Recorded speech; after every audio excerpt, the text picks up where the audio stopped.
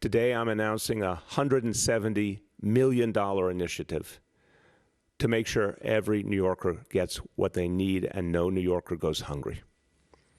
Now, thank God we have a strong foundation to build on. All those food pantries and soup kitchens, all the amazing organizations out there that have been doing work all over the city for years and years.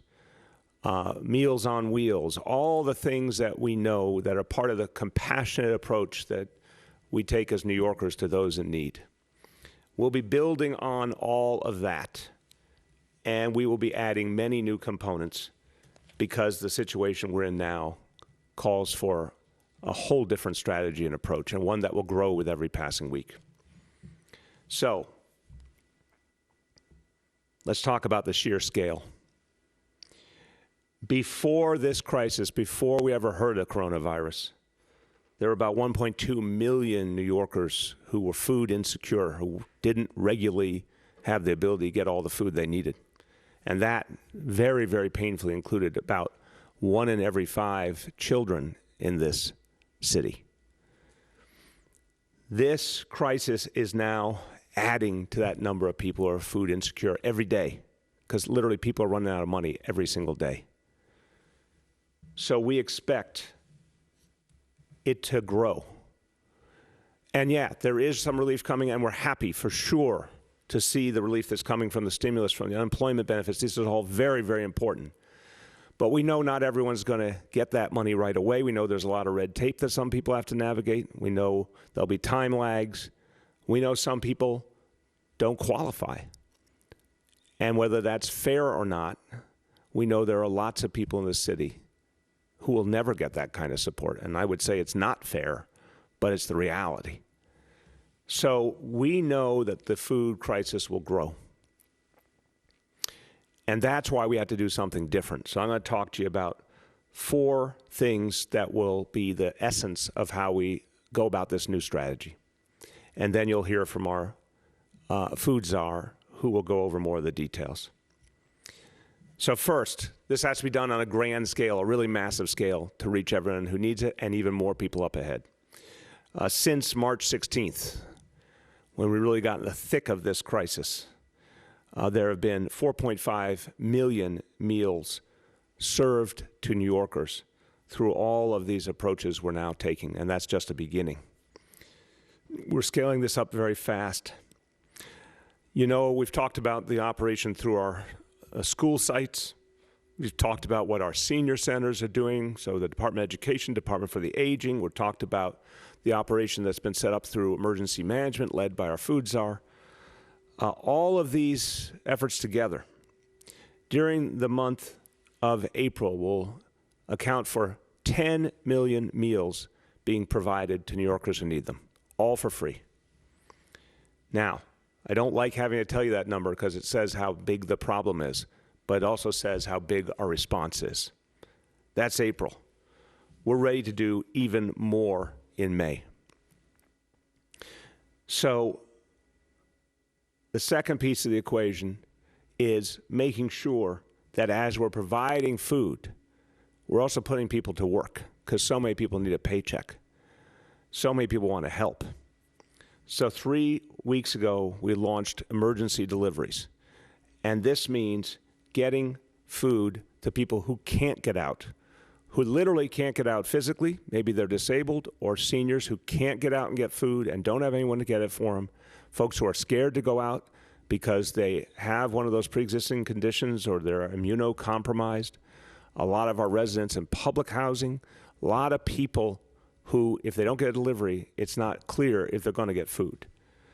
What we've done is we've reached out to drivers in the for-hire vehicle industry, so many of whom have seen their livelihoods upended by this crisis.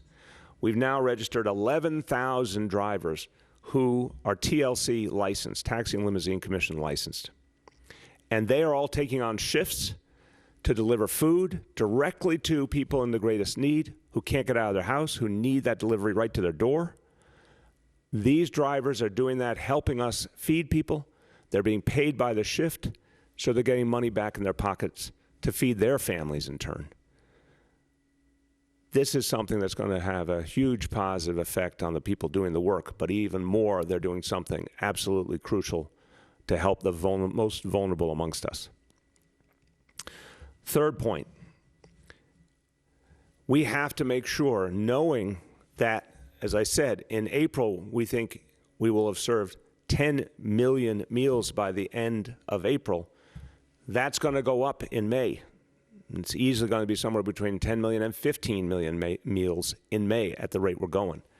We have to make sure there's enough food to ensure we can make those deliveries, keep our food supply strong and stable. Even a small disruption in the food supply would have a huge negative effect on New Yorkers. We won't let that happen. So, in our $170 million plan is a $50 million investment in an emergency food reserve for New York City. This will allow us to purchase and store 18 million shelf-stable meals. This means we'll have a fail-safe. We'll have a reserve that's just for New York City to protect us no matter what else happens. 18 million meals ready at all times. Keeping that in reserve while continuing all our regular programs to feed New Yorkers. But it's important to have that backstop so we can keep everyone safe.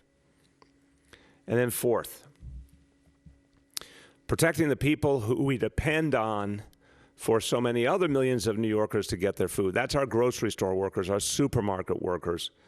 I want to just say thank you to them first. You know, they are among the groups of unsung heroes in this fight. We talk, and we rightfully talk, about the heroism of our healthcare workers, our first responders. They've been absolutely amazing, battling through this crisis, keeping the health system going, keeping us safe. But let's give a lot of appreciation, a lot of respect to the people who make sure we get fed. Those grocery store workers, those supermarket workers, they get up every day, they go to work. It's a tough job. We need them, and they keep coming through for us. So first of all, anytime you go to the supermarket, you go to grocery, please say thank you to them, because it's not easy for them or their families. We appreciate them. But also, remember, this is not what they expected. These are folks just trying to make a living for their families. They did not expect to be on the front lines of an international crisis. But they're acting with the same resolve and the same spirit as all our other heroes. Now, we have to protect them. So we've been working with the different companies, supermarket companies and the grocery stores, to make sure that their workers get the PPEs they need of one kind or another. There's all different kinds of PPEs. Different kinds are needed for different situations. We're working to make sure those supplies continue to get to those supermarket workers and grocery workers so they can be safe and confident. And finally, want to mention in this category, we're giving some new guidance today. And it's about when you go to the store, when you go shopping for food, what makes sense to do. So I'm giving the guidance to all supermarkets and groceries. Require customers to wear face coverings when they come in. Put up a sign at the entrance around the store, making clear that that's the right way to do things, and that's a requirement of your particular store. That is legal and appropriate. The city will back you up. This will help everyone to remember when they're in that kind of space, it's so important to protect each other, to protect the whole community. That face covering is a smart thing to do. Every store has the right to put up that guidance and make it a requirement in terms of entry into the store. And anybody who will not, any customer who says, no, I refuse, should not be allowed in. And again, we will back up those stores. We will help you to enforce the rules. You have a right to have those rules in place. It's the smart thing to do for the health of all New Yorkers, and the city of New York will back you up. We need to keep each other safe. We need to keep these grocery and supermarket workers safe so they can keep serving us. This is the smart thing to do.